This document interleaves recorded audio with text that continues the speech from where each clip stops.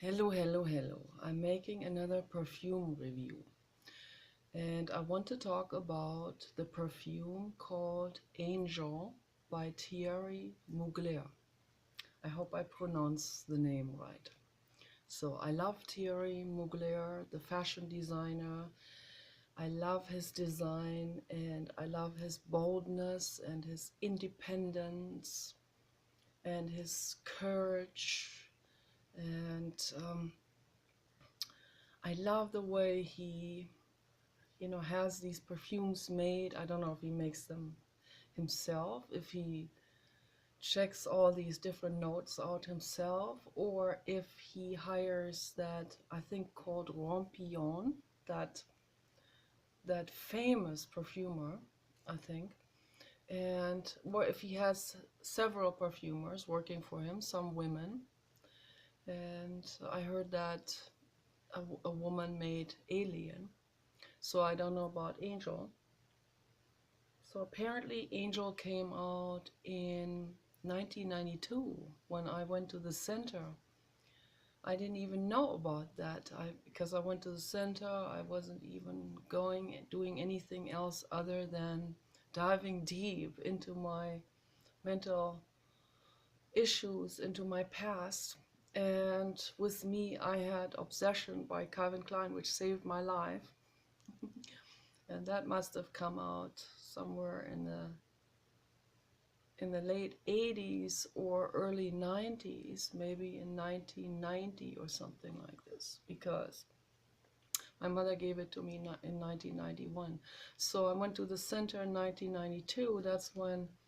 That's when Angel came out, and I didn't even know about it. I found Angel much later. Like, I found that in a Dollar Tree store in a very cheap version with alcohol. And I thought, oh, the Blue God. So I bought it because it smelled like the Blue God and it smelled blue, and the liquid was light blue. So, and there was the name Thierry Mugler, but an imitation. And I had heard that name Thierry Mugler before because I was always roaming through the Vogue magazines so many times that I bought myself a Vogue magazine, and that's not environmental at all, but I was obsessed. I'm always been obsessed with fashion and perfumes. But yeah, so I really like the scent, and that I think that was the first time I actually smelled it. So, but in a cheap version, so it wasn't. It's not. It smells. It's the version from the Dollar Tree store smells a little bit like an insect repellent that we used to have in the past. I forgot now what the company's name of that insect repellent was, but that reminded me a lot of it. But I still liked it. Still liked it. So I bought it, and I still have it at the other house. And I'm gonna bring it here, and I'm gonna spray my Christmas cards and letters with that because I really like it. I just don't like the alcohol on my skin. So I gave all my other alcohol sprays away except for the cheapest one for $1 I kept. That's insane. I don't know, I couldn't give that away. I kept that for some reason. Although I wasn't spraying it on my skin, sometimes I sprayed it on my jacket. But it's also very strong and insect repellent like, and and it works. It repels the insects. It's a total mosquito repellent. So I don't know about this version and this in the oil form, which is good for the skin. So, but this version is it's just unimaginably much better than the Dollar Tree version, of course. But yeah, that's why immediately, when I saw that listed among those oils, I was like, oh my gosh, I gotta get it. Oh, and And it is, I got this from Sensational Shop. This is 1 ounce roll-on DPG dipropylene glycol carrier oil base. And it's a wonderful version of it. They did a great job. Fantastic. Makes you high. Those are very lightly colored. They don't have a lot of ink in it, which is great. Or I think it's even vegetable based, because they said it's either DPG or vegetable based. Not tested on animals, and no animal products in it, no animal based products in it. The scent is synthetic. It consists of synthetic molecules. Pheromone, small molecules, so that will go into the air, that are volatile, and that can be received by the olfactory receptor cells in the olfactory system, and this in turn carries signals to the brain, into our association fields, that we associate things with different things. And this here is associated with being high, with being totally in joy and happiness. And I read a report yesterday. I marked that with a star because on my bookmarks list, because it's a scientific report on the effects of wonderful scents, originating from plants and still used today. Of course, they're more expensive, and that's all good, and because they're hard to create, but also the real good synthetic fragrances, they have the same effect in terms of happiness, well-being, immune boosting, and all of this.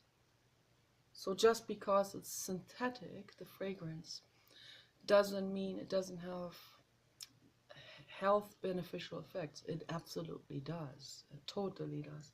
So scientific proof has come out into the public that it has incredible health benefits on every level. Even has focus of mind and relaxation, being able to be in the now with more ease, like normally. And I remember this, I have to quickly tell this anecdote. We met this mother and daughter. I'm not going to mention names now, but we met mother and daughter. I love them very much. I hope they are good. I gave them an artwork. I gave them the artwork Barack Obama and his fish. That's the artwork name. And it is a cereal box painted, very beautifully painted, with purple and orange and abstract. And I made a bead necklace out of Scopi, and so that went together with that, and so that's why I called it that. The fish is the bead necklace, sort of, and they thought that was funny, and so I hope they like my artwork. I hope they protect that well. So they came over a few times to talk to us, but I could see that it was quite difficult for them because Paul takes over the conversation and he will dwell in the conversation on the negativity with the categorical imperative forefinger, like, this is happening in the world and we need to do something about it. I mean, I have the tendency to do the same, but yes, I'm making a video. Yes. And so he always gets into activism, and he gets into a preaching mode, which is not a good thing to do. And it becomes very difficult, and then even makes me cry because he brings up the horror and all of this, and I don't want to talk, I don't want to discuss all of these things in detail. I don't need to know it in detail. So they were already very hesitant to come over, but they came over. I think I think that was the last time they came over, and we had tea together, and we had these different herbal teas on the table, and the mother was sitting there and with the different herbal teas, and she said, this one here in particular I really like. And then she said something that summed it all up. She said, and that was totally unconscious, wasn't even directly aimed at shutting anyone up, or at, and it certainly didn't shut Paul up. He didn't even get the clue of it, and it wasn't even directly meant. But she said, I can sit here now for the next couple of hours while I listen to you and talk to you and just smell on this amazing tea scent. And that's all I need. And so basically, what she was saying is, I can sit here with this scent that makes me happy and that makes me able to sit here and endure your tirades, your terrible, how did Friedrich Nietzsche call it? Dithyramben, tyrants, tyrant, um, temper tantrum, tirades, dithyramben,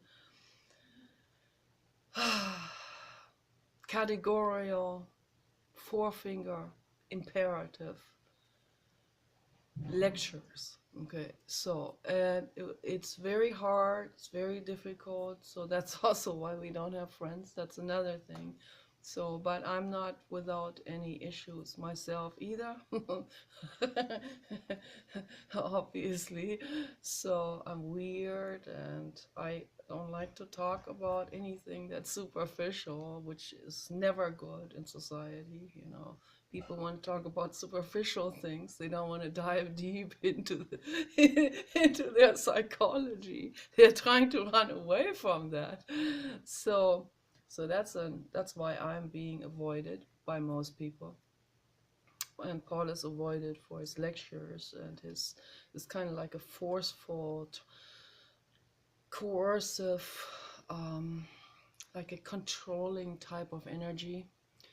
And I understand where it comes from. He wants to make the world better, but it doesn't work that way, of course. You know, people are just chased away. People are more like children, and, you know, they want to feel good. They want to run away. It's all unconscious. They want to run away from the stuff that is painful and difficult and that is burdened with, you know, our responsibility in all of these things. So, I mean, we can only bring this step by step to the public, and not in an onslaught of a 2 hour dithyramben lecture, you know. So it doesn't work that way. But she sat there with that tea, and I could feel her pain just through that statement, but I could already feel her pain just enduring us, you know, in general. So the daughter was a little bit better with this. It didn't bother her so much that we talked so much. But the mother, it really was hard on her, and I felt sorry for her. And so she was smelling that tea, and she just wanted to enjoy that tea, and she thought, now with that amazing tea scent, she can handle the dithyramben lecture for 2 hours. So that just said that said volumes to me psychologically about people in general, and about psychology, and how people perceive Paul, and how people perceive anyone who stands there and lectures with a categorical imperative, and is just in a monologue without even hearing how someone else is feeling about it. There's no dialogue happening, you know. There's no real understanding because of that happening. So all that monologizing effort, it just goes out and it disperses into the air because people aren't even in the mind state to be taking all of that stuff in. They're so occupied with their own problems, and almost everyone has severe problems in their lives. So the scents, you know, they really good scents that we really enjoy. People enjoy different scents, of course, but we have different tastes and different associations with things.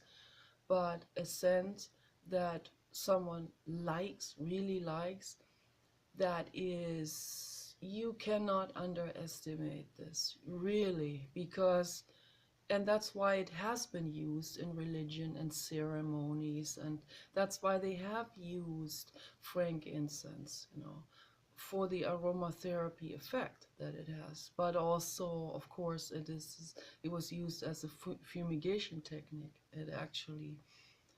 It repelled insects, and it was anti-pathogenic. You know, it actually it disabled any kind of virus or airborne bacterium. So that's quite something. You know, I saw a documentary on this the other day. That's really made. They went in there with those fumigation lamps, you know, those golden little shrines where they put the glowing ambers into it, and where the frankincense ambers, you know, the resinous ambers, they were on glowing coals in these little chambers, and they hung on chains, and they were swinging this through the air in tents, and where people had extreme airborne illnesses and stuff like this, including leprosy and and and the large pox and those real intense illnesses. And they went in there with the frankincense, and they stayed in there, I don't know, for a few hours, and everything healed up. There was no more.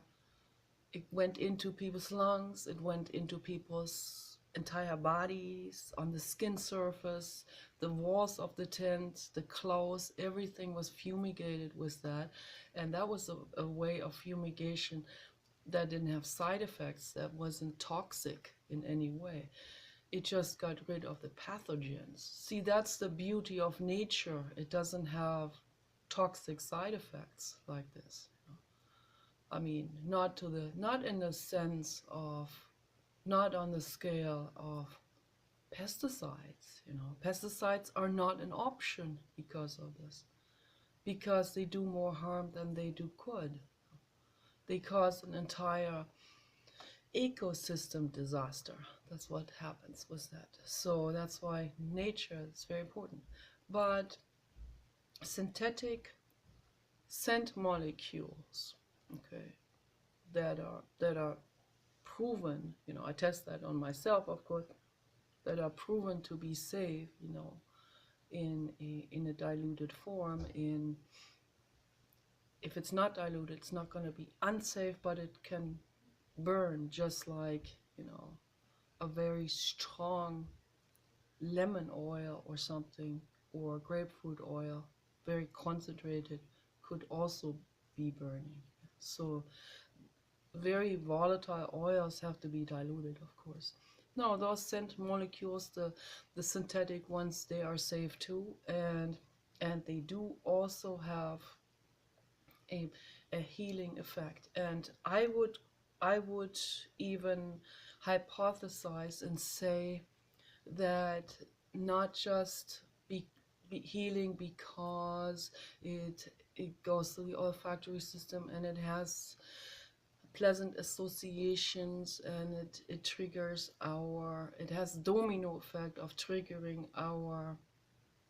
our feel-good hormones, or serotonin and oxytocin, and many different types of very pleasant feeling hormones in the body, and neurotransmitters. But it also, because it is a reconstituted, it is an imitated molecule. It's like it's basically copied from the plant molecule, that it will have, because of this, an identical, or not, never identical, but almost identical characteristic, also in terms of healing. If it chases away insects, that already says it. So that's why I know there are some things in it, however synthetically reconstructed, that are insect repellent.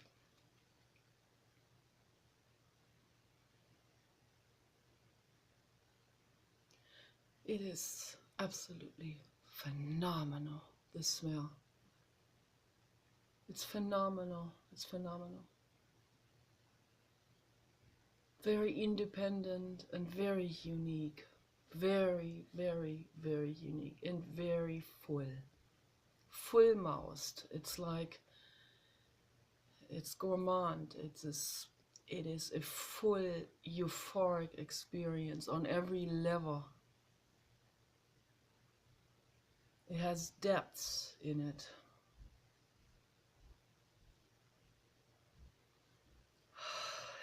It's rich with a lot of things.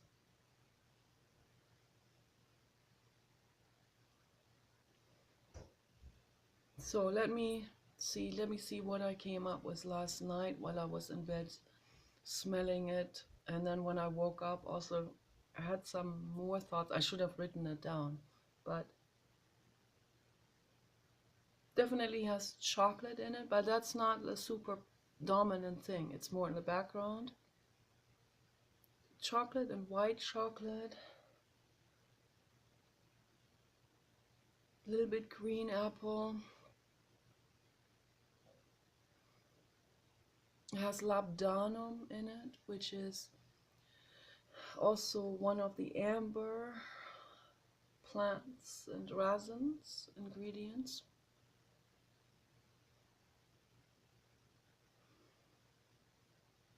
It has musky things in it. Rose.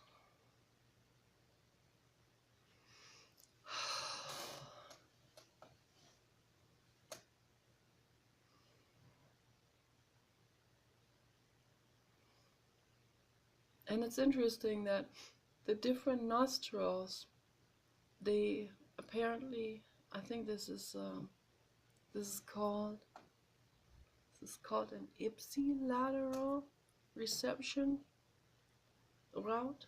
Ipsilateral means it is whatever sense receptor on which side, each side of the face or the body would go. The body always is contralateral.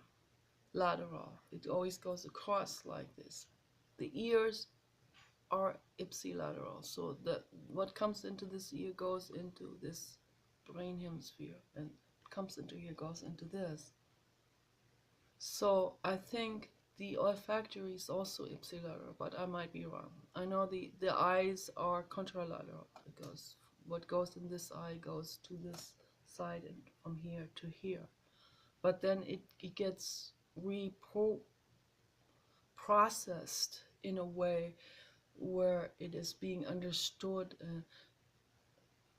in the whole brain, in the whole context of it. So, but it's very interesting, all of that. We had this in psychology,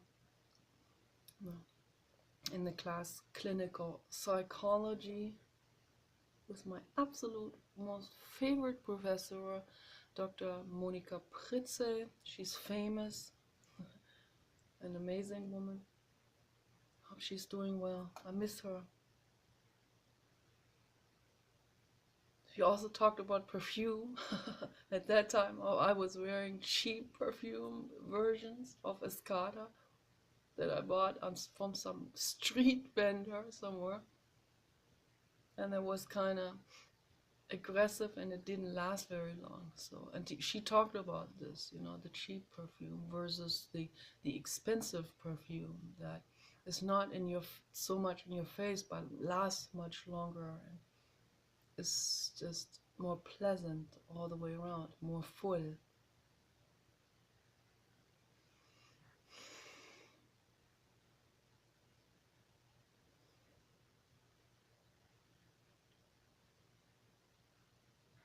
I think it has pear in it a little bit.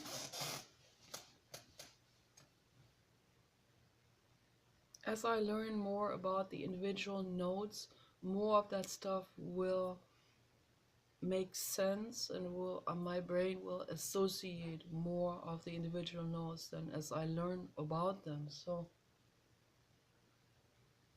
not so 100% sure about probably most of these ingredients that are in here. But I detected strawberry and raspberry as well.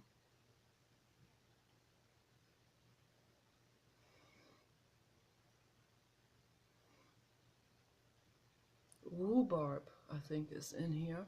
So that just came to my mind. And probably Blue Lotus. I get that impression. Blue Lotus is, it's just, I mean, it's completely life transforming, that scent and the entire molecule of it. The natural, of course, you know, with its infinitely complex structure and healing abilities, but also the imitation with an approximation and a very, very vast ranging healing effect range. An approximation always, you know, attempting to get there, but it will never reach that level, of course, as the natural plant. But it does a lot already, so, and it doesn't have negative side effects.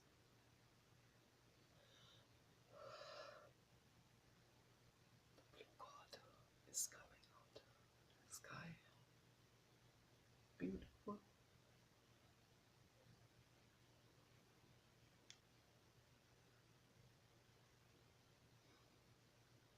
It's really an experience, and there are a lot of people out there, they're not really into this. They should get into this, you know, because it will enrich your lives. You know, you don't have to have a high budget for that. It's not necessary.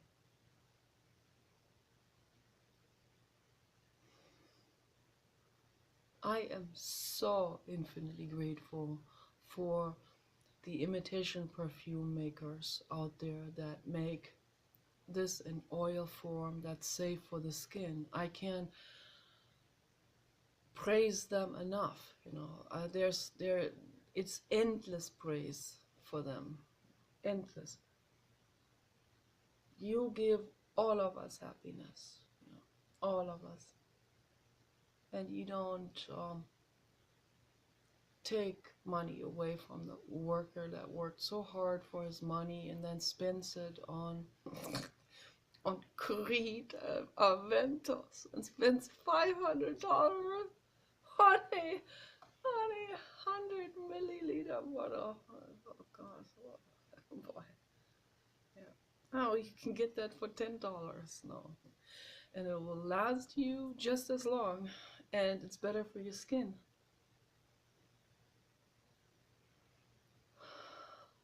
Don't spend money on self-image aggrandization and proliferation just for, you know, self-image that is always shackled to society. You know, quit that, drop it, drop society, drop what other people think of you, go out there and say, I bought mine at this or that imitation perfume maker, and they're great. You can do it too, and see the reactions. See if people will go, I better avoid him now. He's poor, or he's whatever. They want to give this impression of being rich and thinking then they can get a better girlfriend. They can get the trophy girlfriend. And it's all about trophy. It's all about facade. It's all about the outside. When in reality they want the chubby girl that is not dressed in, or in whatever that they think will raise their prestige. So it's so about prestige in the world with most humans. It's incredible. In India, it goes over into religion. It goes over into entire social structures. This caste system, hierarchy thinking, that needs to be dissolved. Hierarchy is not bringing happiness to the world. We are already equally precious, all of us. I cried earlier because I don't have friends. And my brother would not talk to me for many months. And because he has a girlfriend and he has many friends. And his mind is on other things other than me. And my husband said years ago, he said, your brother doesn't owe you anything. He doesn't owe you a friendship. You can't be eliciting a friendship from someone by force. You can't be. And it really made 100% sense. And I cried. And that's the introspection process. Instead of going out there and writing him an angry letter, which I have in the past, I would introspect, and if it's still real bad, like it was earlier today, then I finally decide, okay, an angry letter is not gonna work. That's not, first of all, it's not gonna make him like me more. It's not gonna work for anyone. It doesn't work for me either, at all. It's kind of like, an angry letter would be like revenge, or it would be like to vent something on in a very fleeting moment, and very momentary relief that doesn't have any long-lasting effect, and it would just make me feel worse afterwards. It would make me feel even more alone. And so I decided, I was debating with myself, should I share this with him, how I feel, or not? Should I just leave him alone completely and not write at all anymore? I feel like I go on his nerves. So maybe I shouldn't write at all anymore. But it was hurting so bad that, then I thought, if I don't share this with him, then I might even develop a painful association with him, and maybe some kind of grudge or something, some kind of negative energy towards him, which I don't want to develop. I had that in the past. I had horrible dreams. I had terrible anger and rage and all of these things. I even had a dream. It was somewhere in 2013 where I had my second suicide attempt. Around that time, that was a tough time, where he wasn't talking to me at all. And I didn't know why, because I just thought, because I'm just I represent something to him that he doesn't want anything to do with, you know. I represent weakness to him. I represent vulnerability. That's what it is. Vulnerability is not weakness. Quite the opposite. You know, if you can allow yourself to be vulnerable, that's quite an accomplishment. That's thinking outside of peer pressure. So that means I can be myself, you know, and I don't have to be afraid of social consequences that will be painful later on or something like this.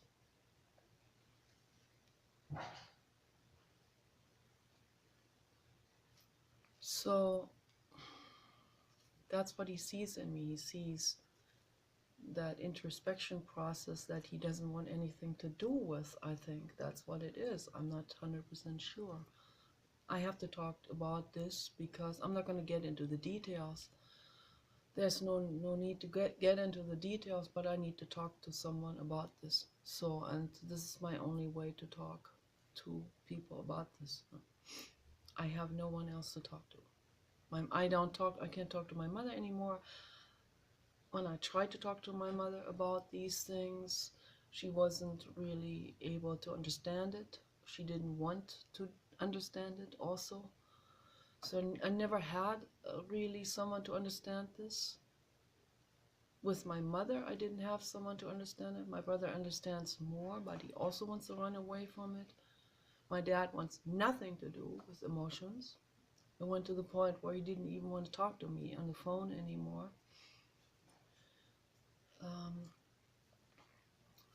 I believe that some other people in overseas that also didn't want to talk to me on the phone anymore because I'm too emotional. I go too deep into the stuff.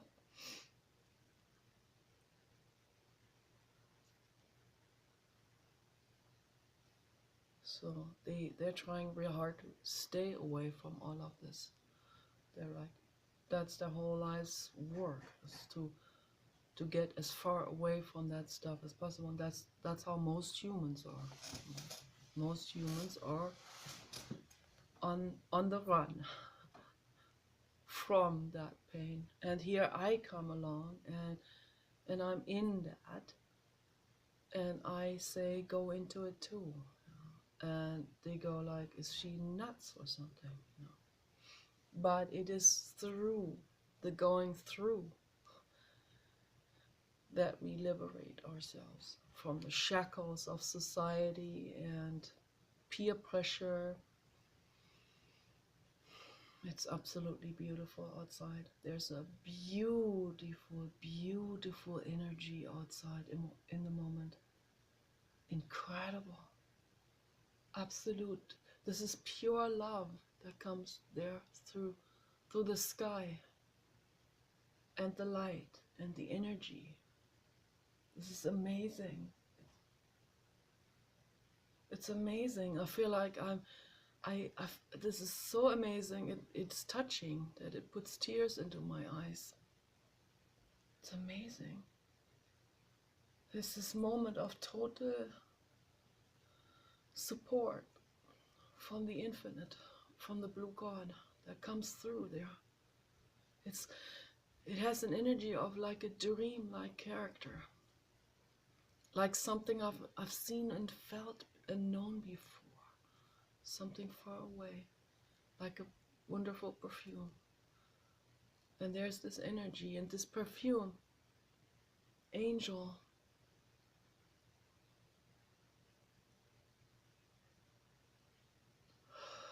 It comes through. It vibrates with that energy from the infinite cosmos, from the blue God. That's why I got that at the Dollar Tree store. Like, oh, the blue God, the bottle and the scent. Even though it was cheap version and more aggressive and smelled like an insect repellent from the past, but I still, you know, it's still it still had that vibe in it. Still has that vibe in it. And this has the vibe much more, like hundreds of times more. In this here, I can really get into it, and it's kind of like a rock that has been polished into a glassy surface where you can now look into it, and you can see the different veins of gold and silver and iron oxide and zinc and jade, and see all of this in the rock.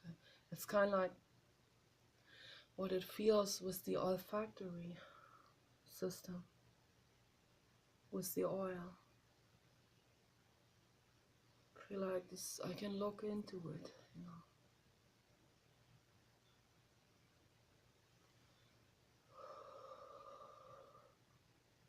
What an amazing state that puts me into it. I don't know if other people can sense that and feel this, but if you sit with this perfume in meditation,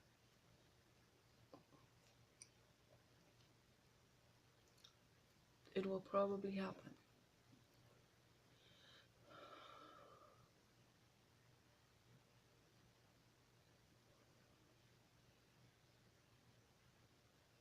Felt like that also when I got the little itty bitty scent bottle with Blue Lotus Absolute, and I still don't know to this day now whether this was synthetic or not. I have the feeling that it was probably synthetic, and they ripped me off. I paid $50 for that little bottle.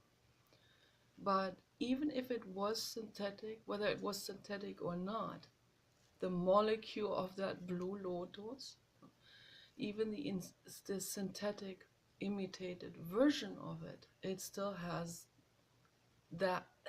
much of that effect, like it's an approximation, much of that effect, more than 90%. So that's why I sat there. I even put some in my mouth, you know. That's not good to do with a synthetic molecule, but when I put it into my mouth, I felt it even stronger. So apparently it does have this medicinal effect, even if it is synthetic. But I don't recommend to people to put synthetic molecules into their mouth or into, you know, into any kind of mucus membrane, eye or nose or whatever, but only on the skin surface, and only smell it. The molecules still will, of course, they get into it through the nose, but not in a very aggressive amount, of course. But it did have this same effect that people were talking about. People that buy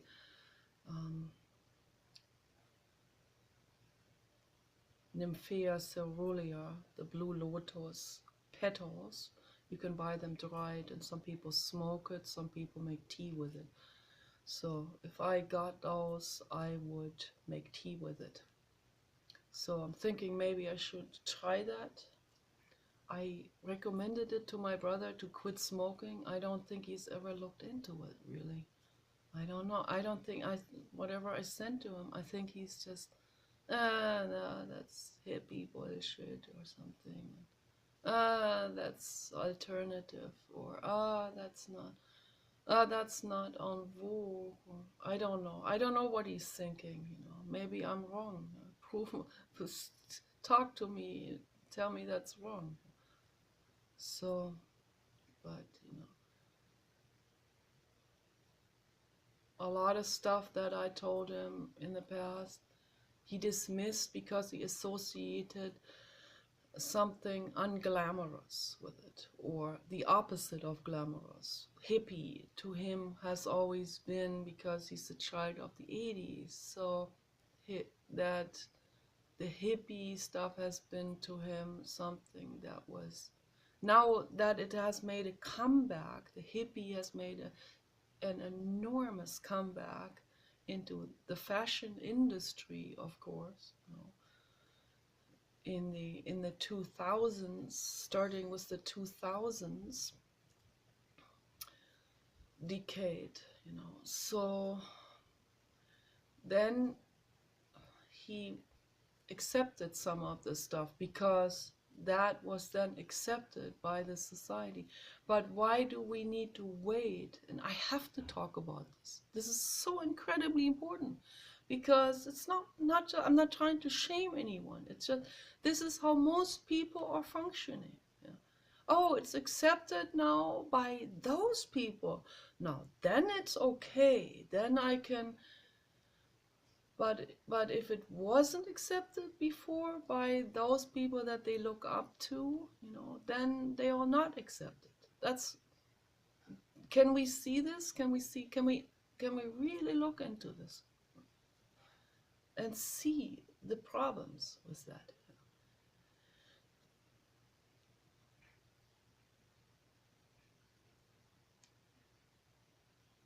You know, it goes to the point where this type of adaptation can be detrimental for the whole world that we live in. I give you one perfect example. Um, Back in the early 80s, you know, there was this yuppie movement coming up, you know, this, oh, you need to be successful and you need to, everything needs to be like styled to the core, and um, it's like um, Billy Idol, you know, and you gotta be macho, superstar, mega slick, surface styled, harsh metal corners. My parents are kind of still stuck in this type of style. They couldn't shake that off, I guess. Um, it was never my style. I never accepted it. I've I've I've I've stayed in the 70s since the 70s, you know, all the way through, and will never leave to the end of my life. So I think the 70s, 60s, and 70s, but particularly the mid 70s, it's the ultimate. I think it's the ultimate beauty. So, but they hated that in the 80s. They hated everything that had to do with hippie stuff. They hated everything that had to do with